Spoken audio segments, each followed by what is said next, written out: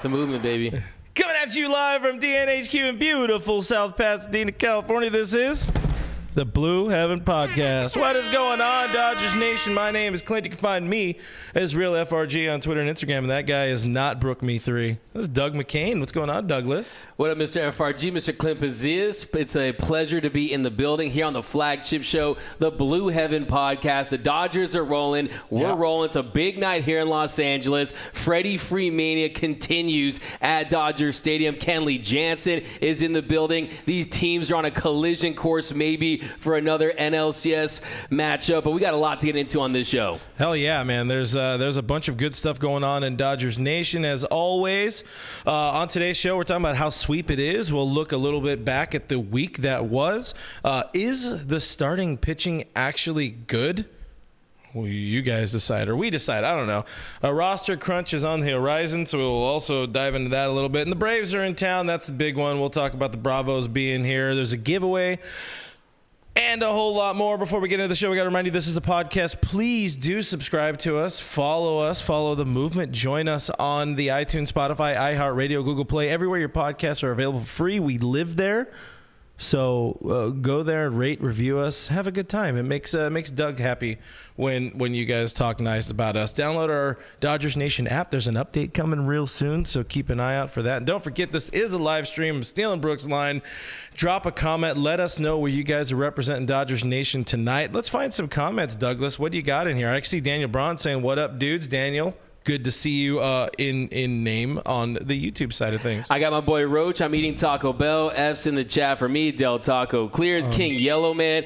Is D-Mac here. Get that man a Michelada ASAP. Drinking some beer from the great Ventura. I do owe you a Michelada this year. You do. Doom_South.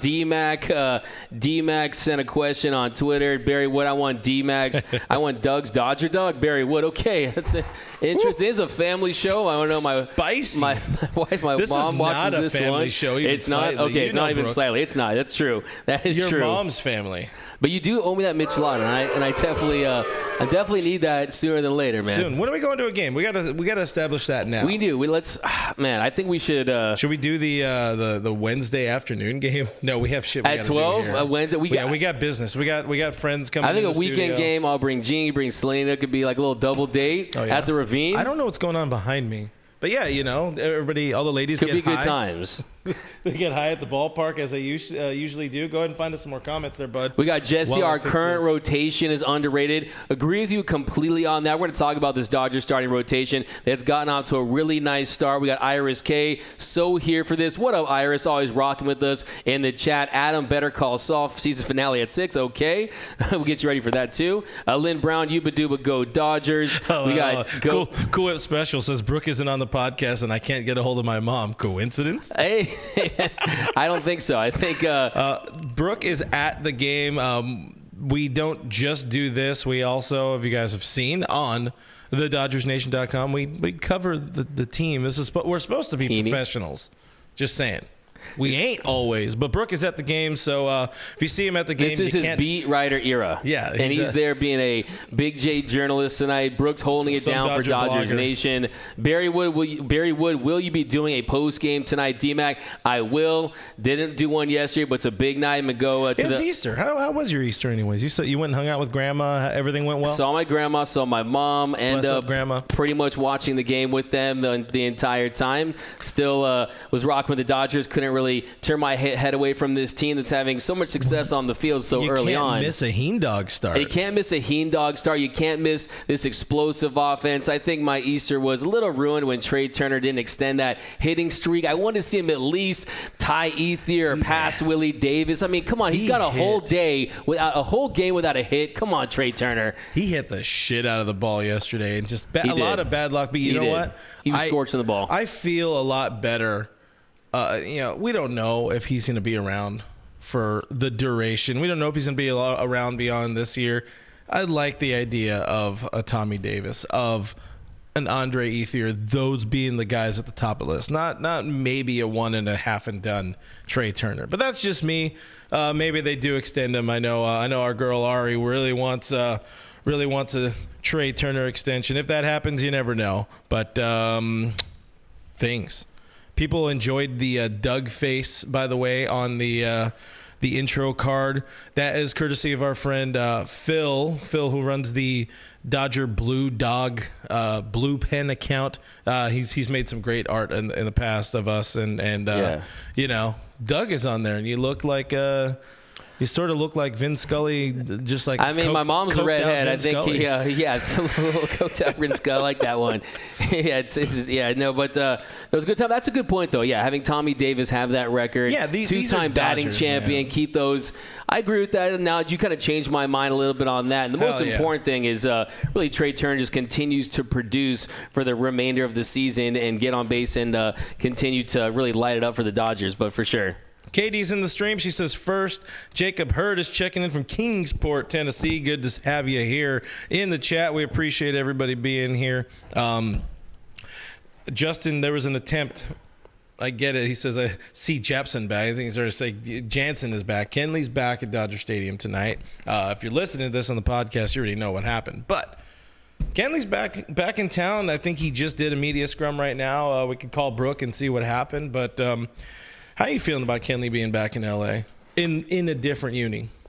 Look, Kenley Jensen, the Dodgers' all-time saves leader, 350 saves, really a franchise icon when you look at it. When you consider how bullpens will be used in the future, that will likely be his record until the end of time. But it did seem like it was ready for a new chapter. It did feel like after what we saw in 2020, he blows that Game 4. He's built some resentment for not getting that final save. Julio Urias was on fire that entire postseason. He gets the final out for the Dodgers. We'd always assumed that it was going to be Kenley Jansen that was going to get that final out. Whenever this core of the Dodgers won the World Series, it wasn't him. And then last season you saw, after he blows that third consecutive save against the San Francisco Giants, he gets booed off the mound, maybe feeling a little sting with that. And the bottom line is he just didn't want to wait for the Dodgers to free up some salary to maybe offer him that $16 million one-year deal. But just didn't have time. The stars did not align for Kenley Jansen to stay here. And I'm sure some fans who aren't really paying attention are going to look at that ERA close to 7 here in the early goings. It's Kenley. He's going to be fine. Tim Rogers, SD Dodger. Make sure you guys are following SD at SD Dodger and at Dodgers 2080. Tim is doing some great stuff with our Dodgers prospect side of thing. But Tim says, I hope the fans don't boo him. I think Kenley gets one of the biggest and best ovations we've ever seen at Dodger Stadium. And I think we've seen so many players come back. They get great ovations. We've I can't think of any off the top of my head right now, but we've seen a number. Puig coming back. It was like Kenley is a different animal, man. Kemp coming back twice. A couple different times. But when we're talking about Kenley Jansen here, this is one of the best, the best to ever do it in Dodger blue. When you look at the totality, it's for you, Brook, of his job wearing that uniform, it's impressive, man. And nobody else. That dude deserves an ovation. I hope they do him right and they do an introduction before. I don't know if they're going to do that. He probably doesn't want that. Kenley doesn't really like the spotlight. He just wants to show up and do his job and hopefully do it well. But I really hope the Dodgers do him right. Brook got a clip of Dave Roberts before the game up on our Twitter, and Dave says he hopes that if there's a reason where Kenley Jansen is entering the game, the Dodgers probably should be playing some Tupac for our big man. Play some California Love, play some To America's Most Wanted. I just think the fact that it's not that he just signed with another team. He signed with the team, the Atlanta Braves, who the Dodgers have gone up against in the last 2 postseasons. Yeah. The team that ended the Dodgers season last year. It did feel like a little bit of a revenge signing by Alex Anthopoulos after the Dodgers inked the deal with Freddie Freeman. So I think it's the fact that he is on the Atlanta Braves now. If he was on a team that maybe was the Marlins, the Phillies, the teams that we heard mentioned when it came to Kenley Jansen, it would be a little different. But I also know that Dodger fans, they're about their dubs. And if Kenley Jansen is in the game, that means that he's most likely in a save situation. The bullpen for the Braves, they've been lights out this season. If Kenley Jansen is out there on the mound, the Dodgers are trailing late. I'm just saying, I'm all here. I'm extremely here for a Kenley Jensen, Freddie Freeman matchup late in the game where Freddie Freeman has an opportunity to get the Dodgers back in the game. I think that'd be must-see TV. But as far as ovation goes, look, the reason why you cheer is, one, for everything he's done for this organization, NL reliever of the year. The sacrifices that man did for this organ. I mean, the dude gave his heart to us almost literally to Dodger fans. Literally. I mean, the man turned himself from a converted catcher into, without question, the best closer in the game at one point. And you're talking about we grew up to Eric Gagne and feeling that moment with that entrance, and then Kenley Jensen. Still the best. I mean, Kenley was great, but there's nothing that topped Eric Gagne coming into the game, just the way it hit when Welcome to the Jungle played, because ballpark audio has always been great. We know this. Shout out to our boy DJ Severe, by the way. If you guys, DJ Premier for Doug. If you guys didn't catch Doug's interview with DJ Severe, check it out. It's on our YouTube channel, youtube.com/DodgersNationTV. Subscribe to that about the All-Star game. A lot of good stuff with the All-Star game. Yeah, they're looking ahead at the All-Star game already. We really hope our man gets to be there spinning and making the place rock and pop. But when back in the days, man, Eric Gagne coming in and just that slow. The intro, it was fun. It was phenomenal, the logo, but still. You had that logo. You had the beard. You had the shirts. But still, that was 3 years. Kenley did this shit for 12. He held it down for a long time. And they weren't always great, but, man, good times, great oldies. But I also think the reason why you cheer for him, too, is you want to get him on that good side, get him mellow. Because we know if you boo him, angry Kenley a lot of times is good Kenley because he feeds off that adrenaline. You'll see the velo increase. You see a little more bite potential on that cutter. So I think you go and you soften him up and hopefully serves one up to maybe Freddie Freeman or a Dodger late in the game and the Dodgers get back. Because then the Dodgers will be cheering Kenley. This will be the first time where the Dodgers will be cheering Kenley Jensen if he blows the save tonight, if the Braves are leading late. But look, you got to give him his flowers. You got to give him his due. He really put in, like you said, 12 years for the Dodgers, the all-time saves leader. He wanted nothing more than to get it done for LA. Yes, we know that. Look, you guys know I call him the California Adventure for what he put us through for certain outings out there, and the walks were a little up. You know that I was okay with Kenley walking because of that increased walk rate. There is a time to just let things happen, let it go. Absolutely. Yeah. Absolutely. Yeah. Listen to Elsa, man. Let it go. I think it was Elsa. I never saw the movie. I know about these things. I'm hip. I'm with it. I'm on the Musical.ly. My finger's frozen. Got this man and his damn ring over here. Great comment right here, by the way, King Yellowman. Imagine Kenley on all the steroids Gagne is on, though. Hey, we ain't gonna talk about that. Gagne's a friend of the show. That's a really good one, though. Let's get into the show a bit here, guys. How sweep it is, the Dodgers. We fixed the Dodgers. Me and Brook last week, we fixed the Dodgers because it had the feeling of a doom and gloom show. You come out of Colorado, you win one, you lose two, everything just looked bad. Then here we are, 7-game winning streak later. Everything feels good. Most cylinders are firing in the right order. They're still not playing the cleanest. They're still scoring either erratically or sporadically, however you want to say it. They're scoring heavy in single innings. But again, they're 7 of 2 as of the time we're doing this live stream. The best in baseball, tied for the best with the Giants, which, by the way, weren't you guys supposed to go away this year? What's going on here? What are they putting up the ocean water up there? The ocean water is Max crazy. Muncy's ocean water.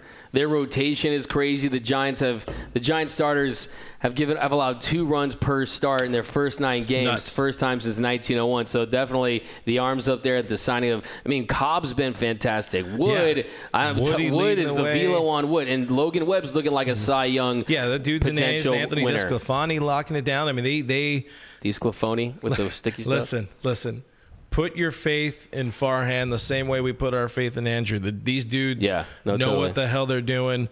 You bring up the pitching, with the Dodgers side of things. That's the big topic I wanted to talk about today. It's like we entered the season, every outlet, us included, talking about the big worry in Los Angeles is the starting rotation. This rotation's getting it done, dude. These 5 guys, you got, as JT said it post game, I think on Sunday, you got a Hall of Famer as your number 5 starter going tonight. Nothing is going wrong in the rotation so far, and the piggybacking with Gonsolin and Anderson working out so far. What are your thoughts on this pitching staff as a whole, and mainly this focus on the rotation to start?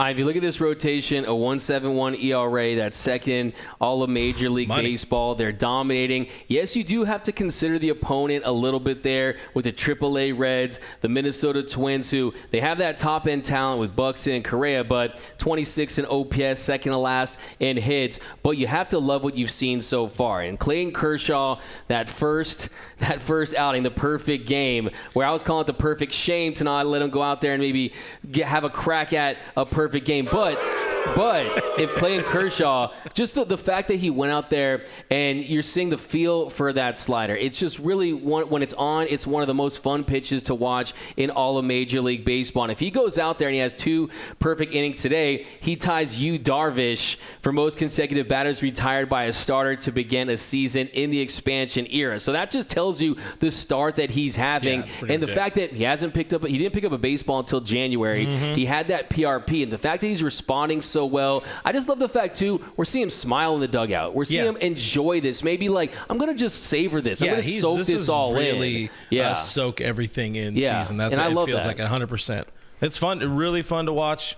Very small sample size. Yeah. Tim even said it way too early to judge anything right now. But the early returns, you can't go wrong. I mean, the numbers are ridiculous just staff-wide. But focusing in on the starting pitching, Dodgers 1.71 ERA in the rotation. That's over 9 games so far, 42 innings pitched. Just trailing. Well, not just. I mean, the Mets have made no sense. The fact that their rotation is insane, and they have DeGrom on the IL, DL, whatever you want to call it here, little D. But Mets 1.7 ERA, and that's over 10 games, 50 innings pitched, 50 and a third. But the rotation getting it done in LA, and the staff as a whole, 2.28, just trailing the Giants' 2.2 ERA. Getting it done, a lot of different looks. Yeah, and I thought, too, a lot of different arms. Kind of seeing Julio Urias bounce back from that start in Colorado, because you never want to take too much away from a start at Coors Field. They don't have the feel for the breaking stuff. It's earlier in the season. The pitchers aren't as built up as they should be, but his velo was down in that game. And I think the way he bounced back against the Reds was very impressive. Julio Urias allows 1 hit, no earned runs, 5 punch-outs in 5 innings pitched. Much better command, much better feel for his breaking stuff. And I think you saw that Julio Urias is still going to be that guy. He's going to pick up where he left off last season, where he made a career high in starts, a career high in innings, doubled his innings count. And I think that, to me, was one thing I was looking for early on, is how is he going to respond after that career high last season? We saw him run out of gas there in the postseason. I think that you saw him confident out there in the mound. You saw him trusting his stuff. And as long as he's attacking the zone and he has the feel for his breaking stuff, he induces soft contact at an elite level. You really love what you see from Julio Urias. And it's great to see the maturation of Julio Urias, a guy that he understands Clayton Kershaw where he's at this stage of his career, and he realizes, hey, it's me and Walker Buehler at the front of this rotation. We are going to be a 1-2 punch there, and to me, like we've fought him for so many years. You can't beat them either, by the way, man. That's a phenomenal 1-2. It is, and the youth, and they're still young, and they have so much mileage left on their arms. And I think that, look, we're really just scratching the surface with those two. And you're seeing that they've always had the great raw stuff. They've always been blessed with that raw talent, but you're seeing the evolution as far as their pitching acumen, as far as how to attack guys and kind of what pitches to throw in certain counts and being okay. I think with Walker Buehler, the big thing is being okay, just being an outs getter and not having to be a guy that goes out there and defines his success by punch outs. Yeah, I mean, you've seen the maturation of that kid since, really game 183 in 2018. He knows what he needs to do. He put up the big numbers. He put up the show early on, but he also now cares more about 200 innings, being that 220 guy, becoming really the guy who, in his mind, earns the mantle of ace in the latter years here, the glory is behind us years of Clayton Kershaw. Yeah. And I don't think Buehler's gotten even started this year. I mean, look at that K percentage, 19.6%. The walks are up 10.9%.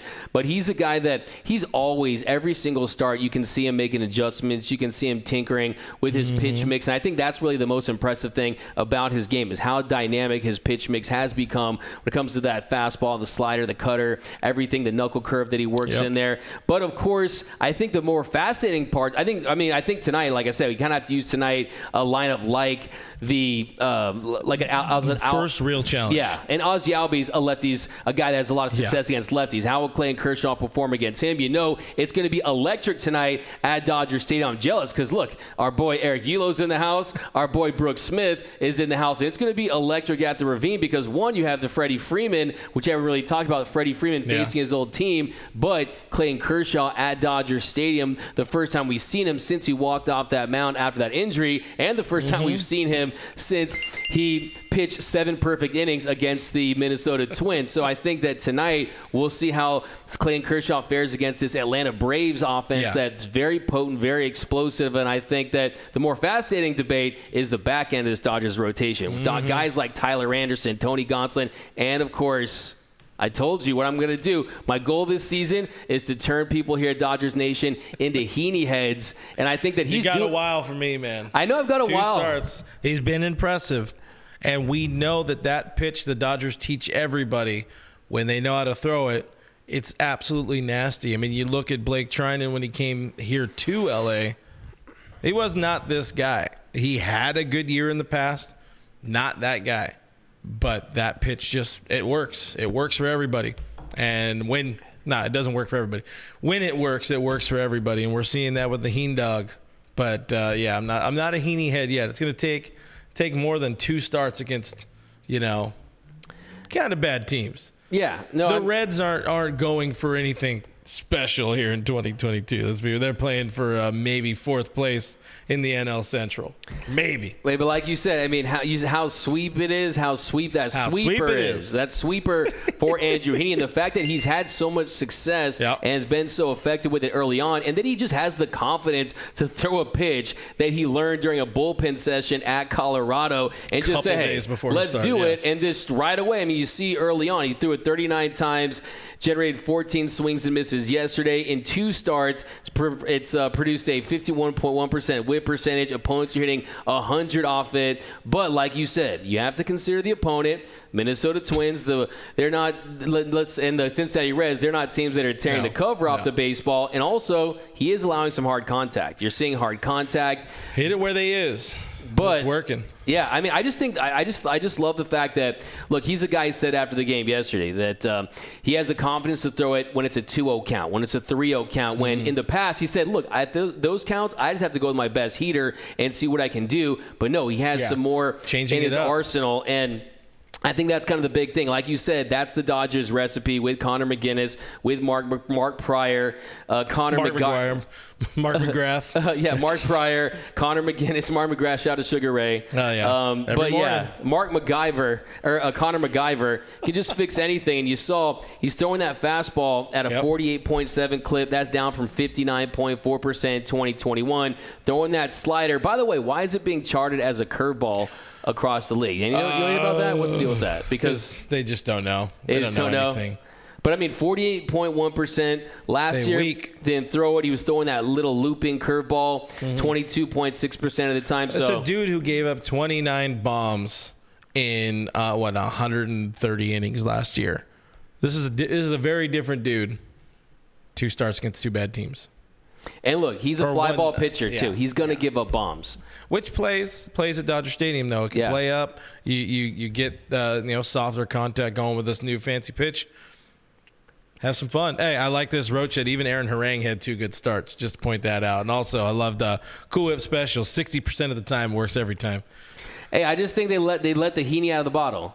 You know what I mean? He's a Heaney in a bottle, baby. You got to rub him the right way. Speaking of rubbing, I guess we take a quick little hiatus here to say that it's giveaway time, guys. We're back with our friends over at Elite Sports Collectibles this week to give away to celebrate a bunch of great stuff. We got friends back in LA with Kenley. We got exes reuniting with Freddie and the Braves. But we also have Cody Bellinger getting sneaky decent. So we're giving away.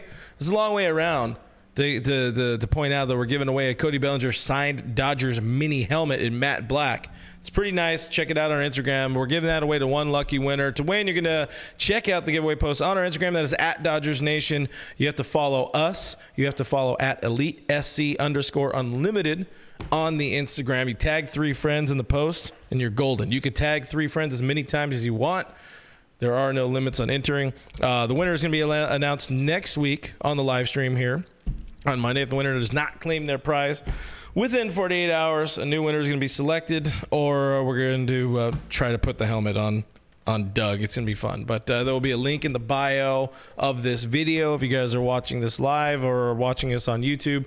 It's going to be in the bio, or it's going to be on the article on our website, DodgersNation.com. So go enter. I wish we give away so many cool things. We also got a giveaway going on right now with our partners over at AM570. There's a Bueller jersey giveaway, so make sure you go enter that. Follow AM570 LA Sports on Instagram. But so many cool things, and we don't get to win.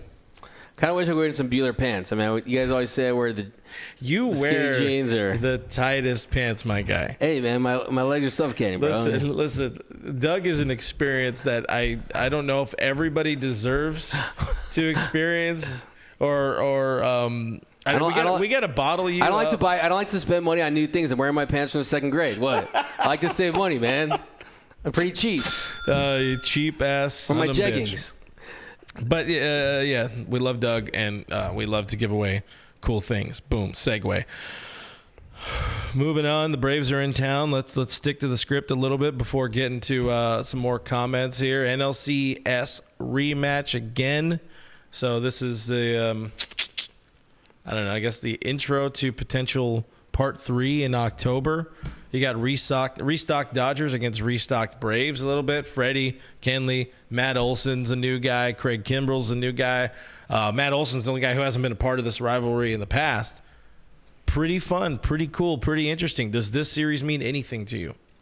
I think it means something to me as far as like what we talked about earlier, as far as just kind of a barometer and how to gauge the starting pitching. And I mean, just in a small way. I mean, the grand scheme of things, the answer is a big fat no. I think what we'll remember from this series is what we're going to remember from this series is Freddie Freeman and how he responds to the Atlanta Braves. Kenley Jensen, how he'll respond to the Dodgers. That was what we're going to be thinking about and talking about. As far as what's going to happen on the field, not going to be much to take away. Because, look, you're talking about a Braves team that had the worst record entering the postseason, and they end up winning the Fall Classic. You look at the Braves, they're on a West Coast road trip this season, really haven't hit their stride as of yet. Their bullpen, they've been lights out. They're still waiting to get Acuna back in early May. So it's not even like this is going to be the Braves team that we're going to see, especially if they get Soroka back and he does anything for them as well. So as far if he as can stay even remotely healthy. Yeah. But I do think as far as kind of just like, look, I mean, they had us down 3-1 in 2020, and we gave the ATL. We came back. We won that series, won the World Series. Last year, we're a Dodgers team. We beat that Giants team, and we said, hey, we got to get past this Braves team. We're going to take this. They beat us, so they're on a collision course for a rubber match. Yeah, they definitely are, but they threw everything at them. They did, yeah. The Dodgers threw the Dodgers threw everything at the Giants to get to that point. They were tapped out. They were gassed. Max Scherzer is out partying and not caring about getting healthy. You're old. Beer don't work that good on your body no more. Just saying. But definitely heading towards that NLCS Part 3. The trilogy. The trilogy. The LA we gotta look at that. What are the good part 3s? There have been so few. I mean, you could look at Cavs Warriors. I was thinking more like movies, like RoboCop 3 sucked ass. I think Godfather 3 is underrated. I really do. I think when his daughter gets murdered on the stairs at the opera is a pretty dramatic scene. Yeah, I mean, they're few and far between. Return of the Jedi. Return of the Jedi. I mean, quality. I'm an Empire Strikes Back guy, but I think Return of the Jedi. When you look at the Ewoks, when you look at the green lightsaber. I mean, Yeah, but we need more threes, guys. What are some good 3 movies? Because I always go to RoboCop 3, and it's just absolute trash. Yeah, I think when you think about it too, I mean, look at Return of the King, Lord of the Rings. That was the only one that won an Academy Award. So that's a good one. I think. What else is there? I don't know. I probably shouldn't have started the movie. Well, I'm not a movie guy. I kind of wish, though, that's funny because I was talking to my friend about that. Like, I wish that movies were just called, like, the so-and-so 3. Like, they don't do that anymore. You know what I mean? Like Spider-Man 3. It's always, like, a different name. It's like, it was more fun. It's colon name. It's not just Superman 3 or Star Trek 3, which I think is the one where they go and get Spock corpse out of the air, out of the space. Yeah. Did I do good? IMDb? I think I did good. I.E. Doyer says Ninja Turtles 3 wasn't very good. Tokyo Drift sucks, says Leslie Taylor. Toy Story 3. Where are we at on Toy Story 3? I still have not seen 4. Which one is 4? 4 is the one that just came out most recently, right? Yeah, They're not at 5 yet? Yeah. Okay. Toy Story 3 is the one with fucking the big pink guy who was mean, the mean bear. Yeah. I remember things. That's my rating. It's 2 ands. No, it's Toy Story 3 is the big one where he goes to college. Yeah. It's really and then sad. They get like donated to some children's daycare, and then there's like a bear that runs the place. And, he's like an ogre. That one kind of that's hits. Shrek. Oh, how was Shrek 3? Wasn't Shrek 3 also bad? I don't know. I don't remember Weren't Shrek they all 3 too kind of much. bad? I don't Just know. the first one was good. I don't know. Listen, what I want to know, Jaws 3 on here. What I want to know, we need a 3-quel. How does the donkey bang the dragon? That's $1 million question. These are the $1 million questions right here. You know, we're gonna call Brook right now. We're gonna get to the bottom of this very, very important question. I see a comment here. Back to the Future 3 was really good with the Western vibes. I did like that one. All right, Katie is saying Captain America, Civil War, which is the 3rd one. Wait, Civil War is not the 3rd one. Oh wait, Civil War. Sorry, Civil War. I was thinking of Winter Soldier. Brilliant movie. Arguably the best movie in the MCU. Not named Endgame.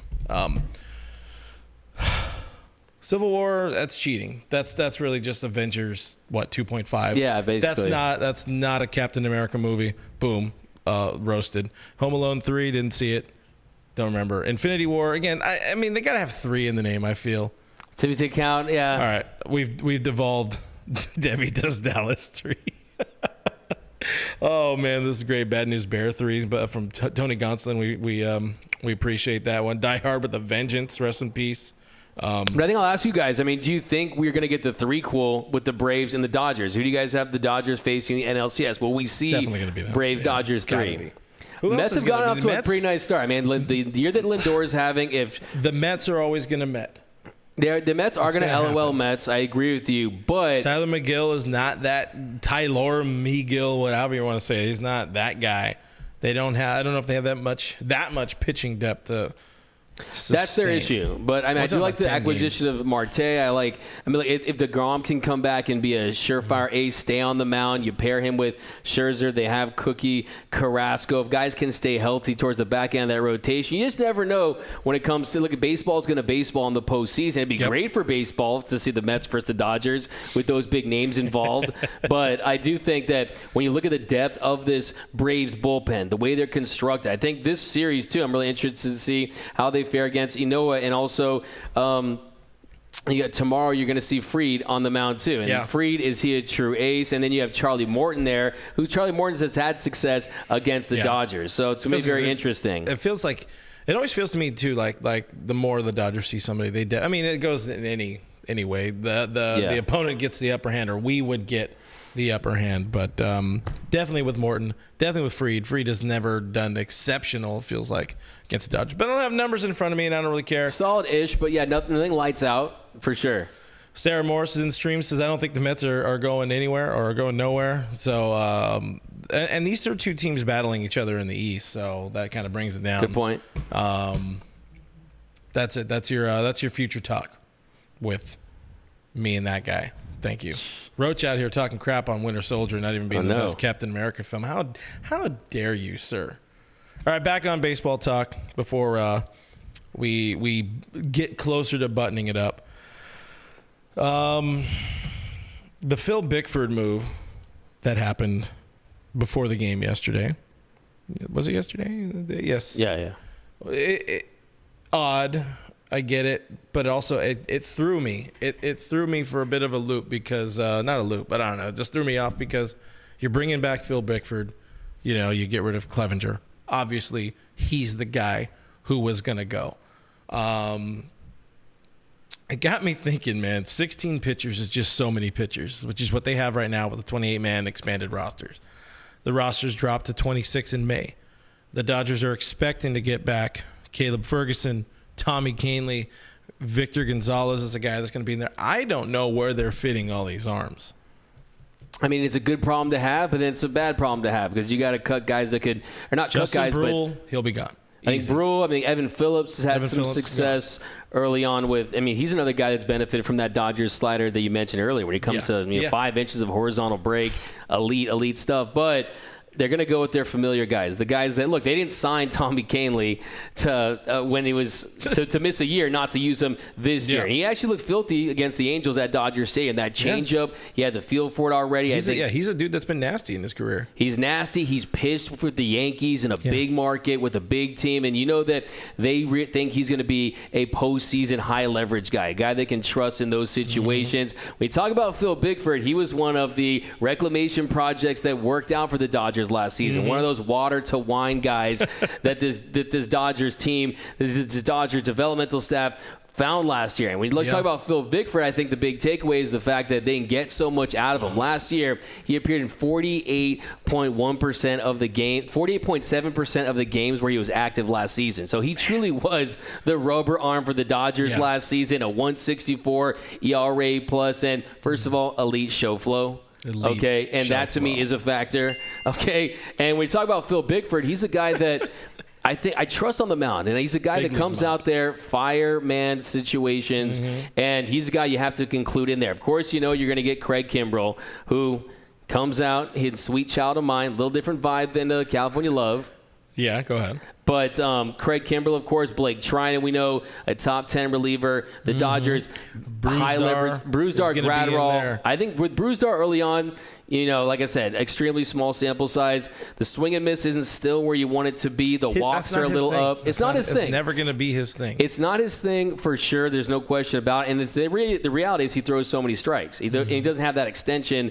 And look, he induces soft contact. And it's about getting outs for Brusdar, Gratterall. Yeah. But you do want to see him keep hitters a little more off balance with the use of that slider and possibly that cutter that we've heard about back in spring training. So he's going to be in there. Phil Bigford, Tommy Kenley. I think Alex Vestia is a very interesting one to talk about because you can't send him to AAA. And, the thing about Vestia, look, last season when he came back up, he was lights out. And with Vestia, like I said, you don't mess with Vestia. And it was the electricity on his heater. It's not like he's a plus fastball guy. It's the run on it. It's the movement and the way he dots it. And this season, it hasn't been as effective as it was last year. Opponents... Small sample size, hitting 250 off it this year, hitting 400. Well, his location is still struggling early on. You can see the command is not there, and that's what really set him on the path that created the version of Alex Vestia that was getting standing ovations at Dodger Stadium in the postseason. Yeah, no, he's not there yet. He's going to be that guy. They're going to need that guy. But if he needs, if there's a point where they feel they can sell out and say, "Oh, we want you to work on something a little bit at AAA for a bit, see what you get out of." And you saw how much you benefited from that last season. Yeah. But and you're gonna have Flaco, Victor Gonzalez, possibly being a dude who we've seen get it done at that biggest stage in all of baseball in the World Series. A lot of big problems I have. Plus, we go a bit deeper into the season, and these are all the type of things that figure themselves out with injuries or et cetera. But show flow, Dustin May is a dude who's going to be back somewhere down the road. Danny Duffy is a guy they signed to be a left-handed length option out of the bullpen later in the season.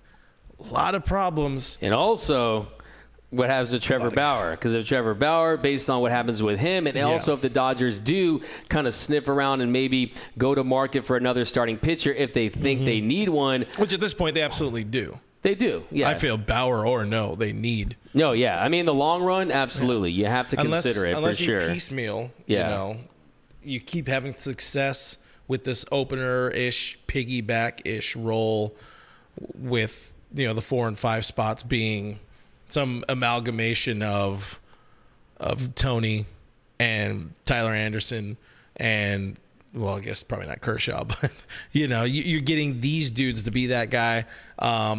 You still have Andre Jackson, who could be somebody to get you innings later. Ryan Pepio is going to be a dude who helps out definitely this season. Friend of the show. We're going to have other people like Mitch, Billy Miller, Bobby Miller. Yeah, man, words got hard. Sorry, Bobby's World. It's Miller time, baby. I got distracted by a message. I got to turn off that notification there. Mitch White's another guy and give you multiple innings. So you look good in one inning, and then the other inning kind of fell off with his command a little bit. But he's a guy that. The point is, a lot of Daniel Hudson's been great, and he's not going to be a guy that they get rid of in any way unless he absolutely just torches it. His fastball is good electric. Problems to have, but also some very, very tough decisions upcoming as soon as May 1st when the rosters drop back down. I mean, it's easy to just drop 2 because that's right away. It's going to be Justin Brule and Evan Phillips. But when you need to now bring in Kenley, who was signed to be a major league pitcher for this team, I don't know where you miss that, where you get that spot. Mitch White, sure, but now you're losing a length guy. You're losing a dude who can get you 3, 4, 5, 6 innings out of the bullpen if needed, or a spot start. Kenley, we got an interview with Kenley. Our Tim Rogers got an interview with Kenley last week out there in a rehab outing in Rancho, where his big thing is working on back-to-back. He's working on still bouncing back, maybe not quite where he wants to be or expected to be yet coming off of this Tommy John surgery.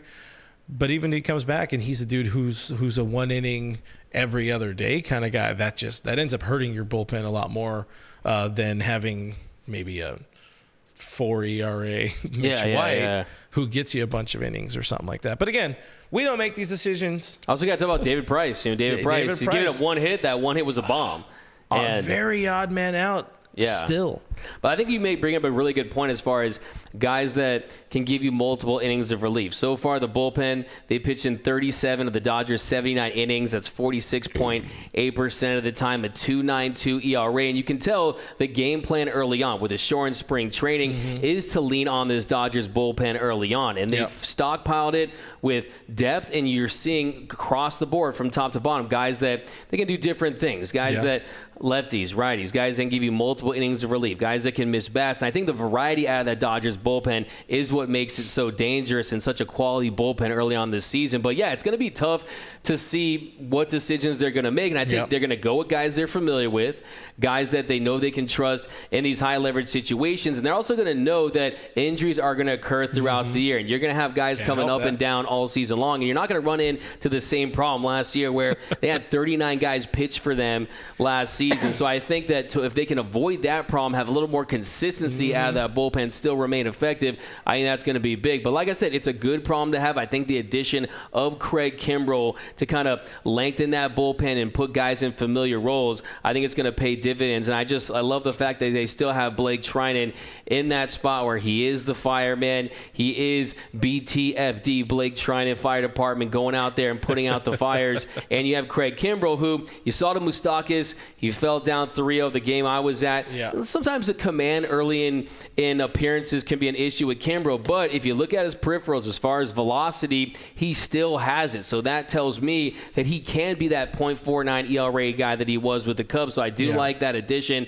And obviously, it's hindsight, but Pollock has already gone down with an injury. And unfortunately, he'll get better soon, Pollock. We love you, Pollo. But I think it was a right move for the Dodgers, and they realize that this game is increasingly becoming a bullpen game. The Dodgers, they have a complement of arms in the arm barn. I mean, we're going to go forward in the arm barn. We're going to go forward a few years. And, the Rays were the team that kind of created this sort of modern bullpen in a way with the opener. The Dodgers are going to be the franchise everyone is looking at in a few years. You get a bunch of length dudes. You have maybe your 3 dogs at the top, and the rest is just how many outs can you get me today? Exactly. And you don't necessarily need a closer, even though they still went out and got one. I feel that if they didn't go and get him, they were still going to just find anybody. And, we're seeing that too, like Hudson coming in because, they don't feel about Kimbrel, they don't feel ready that Kimbrel's ready for back-to-back, so you had to go and go out and do that. But protecting arms when it doesn't matter. Yeah, and is smart. April doesn't mean anything. That's why you don't let Kershaw go out there. Yeah. Did we talk about that yet? Did that happen? That did happen after Blue Heaven last week. But we did talk about that on the Dodgers Nation Roundtable with me, this guy, Brook, and Eric Yulo. Mr. Eric Yulo. Check that out on the YouTube. Pushing the button again. Subscribe. Hit that notification bell. You kind of just towed the line of playing both sides with that one on your Kershaw pull from the no-hitter thoughts. Obviously it was 100% the right move when you consider the fact that this team is playing for October. They're not playing for April, but like I said, not playing for April. You're not playing for. I can go different ways because individual. I had this conversation with you, kind of off the air, off the stream, whatever you want to call it. Off air. And Kobe Bryant has 5 championships, but if you search Kobe's greatest moments, if you bring up the name Kobe Bryant, what's the number that pops in your mind? What is it? It's 81. And you think of that spectacular individual performance, and I think of Clayton Kershaw. When you think about how fluky the World Series is, how fluky it is, even a team like the Mariners in 2001 that don't even make it to the World Series, and you're never guaranteed postseason success. If Clayton Kershaw pitches a perfect game, becomes the 24th pitcher in history to throw a perfect game, look, everything on his resume, he has it. He has the perfect game, the no-hitter. He has the World Series title. That's one little checkbox in a career that's already Hall of Fame. Yeah. He could just stop right now. They're putting him in 5 years. He's a walking, living. But Clint, this is the thing. The reality is, if I rewatched the game the other day, and like Clayton Kershaw said after the game, he didn't have the same depth, the same bite to his slider, so it was only a matter of time that they were going to get a hit. And then you go out there and you have that sour taste like Buehler after giving up that 2-run home run in the home opener. If that happened to Kershaw, he goes and gives up just a tank, which is Clayton Kershaw. Very, very definitely likely to happen. Definitely possible. Then, we're taking away apparently a week's worth of content from media. Yeah. Because everybody had an opinion on it, and everybody who doesn't pay attention to shit, Jeff Passan. But really, really also factoring it was it. A cold day in Minnesota, a lot of different factors. He barely had built up to 75 pitches. It was the right move. And I see everyone out there. It sucks. And 100% it sucks. You'd love to see it, try it at least, give it a go. Look. And obviously it's worst case scenario. Worst case scenario to say, oh yeah, he's gonna go out there and get hurt immediately if he just touches the mound in the 8th inning. But still. And think about this, Clint. Look, I see people out there saying, baseball's so soft today. These soft kids, Sandy Koufax threw 10,000 pitches an outing and this and that. His arm would fall off. 30. Exactly. He's also a guy that said, hey, if you had the difference between having your arm fall off or having the use of your arm, would you take it? I think if you're Clayton Kershaw, you signed he didn't sign a 2-year deal. He signed a 1-year deal for the Dodgers. And why did he do that? In my opinion, it's touch and go for the rest of his career. And think about this. Let's say, like I said, didn't have the bite, didn't have the pitch count when you consider the ramp-up time. He had thrown a 75-pitch sim game before that, and he hadn't picked up the ball since January. The fact that Clayton Kershaw, if he had gone out there and he had injured himself before even having started a game at Dodger Stadium, it could have potentially been his last season with the Dodgers. It would have been a travesty. It would have been heartbreaking. Tonight I think is a big deal because, look, he's healthy. He's out there on the mound. And to me, I think this year what it's all about is giving Clayton Kershaw his flowers. This guy, like you said, Kenley Jensen, he gave his heart to this organization. He's giving this back to this organization. And Clayton Kershaw, guess what? Knock on wood, we haven't had any of those significant arm injuries throughout the years. We've had the back, we've had other things, we've had the inflammation, things like that. But when it comes to going under the knife significantly, the elbow was getting closer per some reports. People saying it's cooked. People saying it's mush. That forearm, we'll see. He's starting tonight. We don't know. Again, if you're listening to this thing as a podcast after, all of this is kind of a moot point. Maybe he goes out and throws a stinker. Yeah, I think it's fun. I'm just going to say this. I'm going to say, look, he would have pitched it's almost fun to think that he would have pitched a perfect game versus, like you said, go out there and give it a tank, and then you lose a little bit of that mystique and this and that. And I just love the fact that it was Rich Eisen. It was national news for baseball. Yeah, national news for sure. But it's also fun to think of, now we have a what if. Thank you. We have a what if, and we could talk about this. We have a debate now for the rest of our lives. It's You like could be at a bar in 20 years like, man, Kershaw could have got that perfect game. If we're still talking about this, then somebody please shoot me. it's like Rich Hill, Ross Stripling.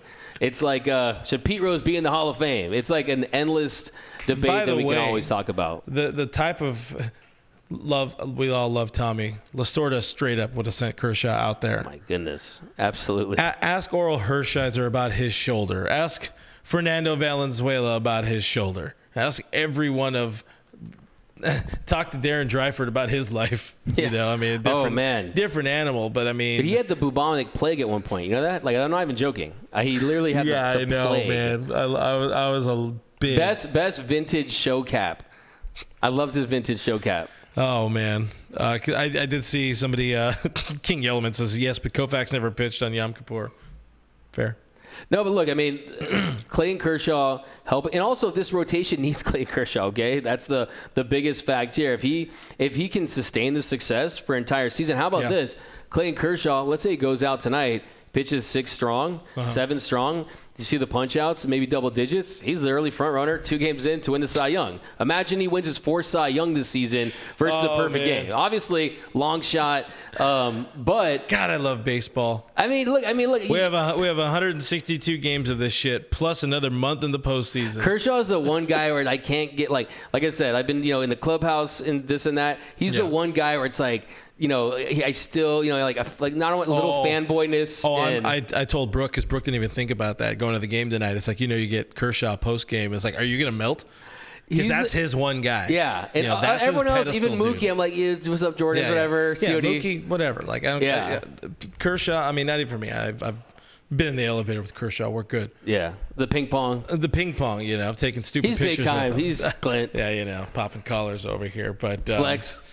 Roach, by the way, says Johan Santana died to throw a no-hitter.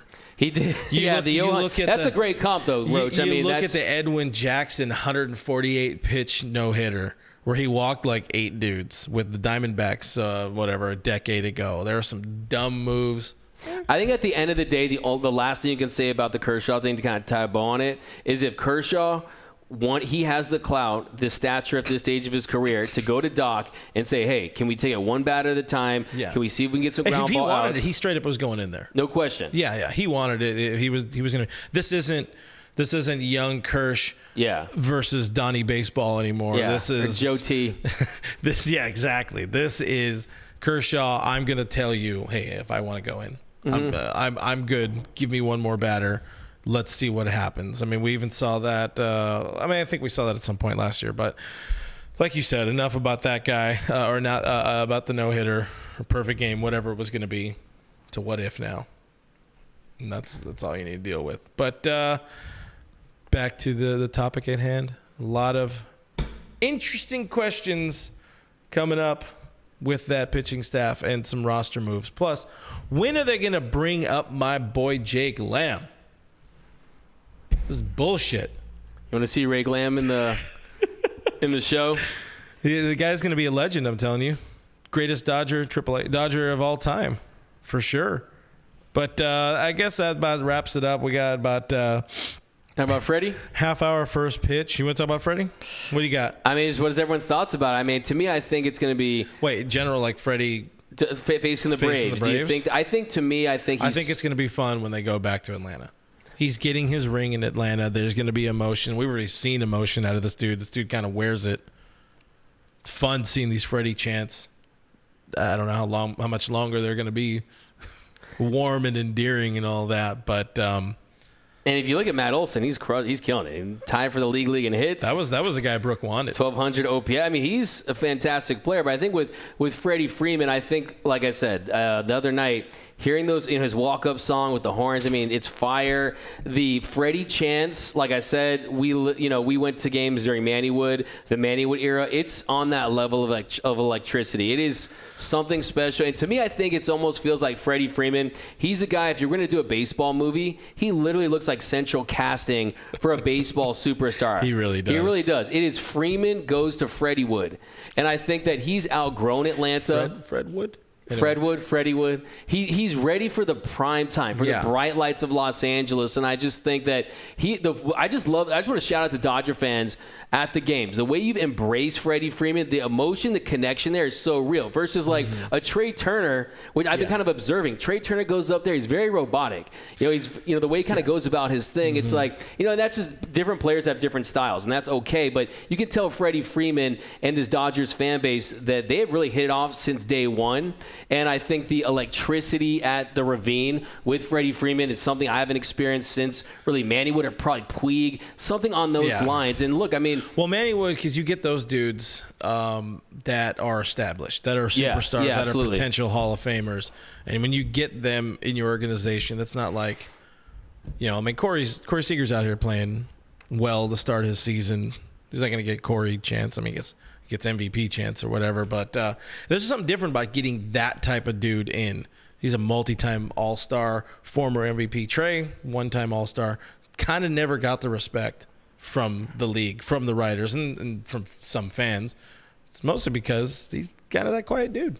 I also kind of get the vibe too. It's almost like he knows he might be gone, so he doesn't want to get too attached, and we don't want to get too attached to him. And like I said, I want him to slide into that extension, but it just doesn't feel like it's definitely an interesting feeling. With Trey Turner for sure. Yeah, I mean, I think that it does feel like this team with Freddie Freeman and Mookie Betts in this lineup, like we might never see as potent a top of the lineup in the history of the Dodgers. So let's enjoy it this season. We'll just take it from there. But yeah, I just kind of like wrapping up on the Freddie Freeman thoughts. I just think that, like I said, I don't think even if Acuna was playing tonight, it's not like a Shaq and Kobe situation. Like Freddie Freeman, he handles everything. He is like a PR's dream. Right? I mean, the way he handles everything, he's Mr. Congeniality. He could run for mayor at first base.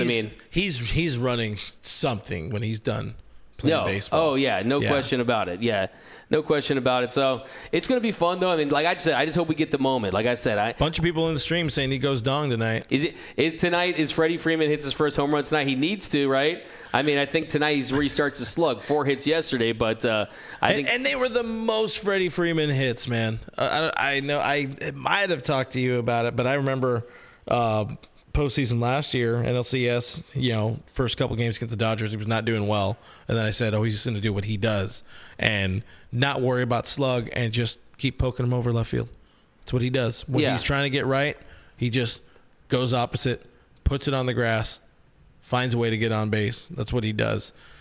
We're getting real close to seeing Freddie Freeman locking in that. Yeah, I mean, he's got some bad luck. He's been smoking balls, and he's raising. By the way, Anthony Keene, stealing your job here, man. He says Fredericks of Hollywood. I love it, man. That's what I'm talking about, Fredericks of Hollywood. Killing the game. Money. Freddie Freemania in the building. That's my boy, Anthony Keene. Always rocking with us. But, guys, hope you guys enjoyed the show. Brook will be back next year, but thank you for taking the spots next week. Thank you for taking the spot start. Hey, man, always a pleasure to be here. This is the flagship show. My man, Mr. Clint Pasillas, brought me on here way back in the day. And, it's a lot of fun, especially interacting with you guys. And, look, I think it's always fun because you can really get into these topics versus, like, always breaking down the game for the post-game show. And, like I said, the reason why this show is the best Dodgers show, in my opinion, is the fans out there and your hilarious fan takes. And, like you said, Anthony Keene, Fredericks of Hollywood, that kind of heat is why this show is really second to none. And, like I said, it's going to be a wild season for Dodger baseball. Last season was already crazy. I think it's actually going to top that. I'm feeling pretty good about my 107 win prediction based on what we've seen earlier. But then again, we had a hot start last season too. But I'm feeling good about this season. I just like the storylines better this year. I'm not going to lie. Braves, Padres this week. We're going to learn a lot about this early part of the Dodger season, what this team is made of. Because like you said, we had the struggle. It was a very odd season last year. Don't think we get to that kind of lows, but when we do, you ain't gonna want to be at Dodger Stadium for that one. We know how you ride those highs and lows. But Doug McKain, the man's a legend. You guys ever make sure you give him the clap. Follow him at DMac_LA and go check out all the videos we've had going on. Doug has put in some blood, sweat, tears, and probably real tears going into some of these videos we got coming out of late on the channel. Just did the best promotions, Dodgers giveaways, a bunch of bobbleheads I got going on at Dodger Stadium this year. we dropped a pretty big project for us, the 60th anniversary of Dodger Stadium, some of the great calls, the greatest moments in Dodger Stadium history. Check out that video if you haven't yet. Let us know what we missed. It's hard to, you still put in more moments than we planned, just because we did miss one though that I actually regret that I missed, and that was Ron Say's grand slam in the NLCS. Was the first NLCS. Yeah, but then it's so hard to. It's so hard. This is really it's a good problem to have. There's so many moments, and you're not going to hit everything. And honestly, we always do a part two. We're going to do a part two on the iconic home runs, the moments. So like I said, we base it off your feedback. So yeah, thanks for rocking with us as always, guys. And he's going to be post-gaming tonight, probably tomorrow, maybe. Yeah, and then we're going to let the good we're going to let it fly we'll be here on Wednesday. Hey, man. Hey. Stay tuned for this week's roundtable. Brooks hosting, so I'm sure that's going to be a nightmare. But until then, keep it tuned here. We are at DodgersNation.com. We're bringing you all the latest Dodgers news and all the BS that happens with your team all season long. Brooks out there sacrificing his Monday beer drinking here on the show to get you some fresh content there. So make sure you subscribe to our YouTube channel, as I've said a number of times already. Find us on the internet as a podcast: iTunes, Spotify, iHeartRadio, Google Play, Stitcher Radio, Pandora, Player FM, all those spots. Go subscribe, leave a review if you can, rate us if you can, multiple stars, at least 79 stars if you can. Make sure you guys are following at BrookMe3 on the internet. He's putting some work together. Follow Dodgers Nation on Twitter and Instagram. Me and Doug be crying and putting in a bunch of effort doing all that all the time. I'm Real FRG. That guy is DMac_LA. We got a giveaway going on we've got 2 giveaways going on Instagram, so check those out. Thanks for hanging out with us, and we'll see you next week. Peace. Peace out, guys. Bye. Bye.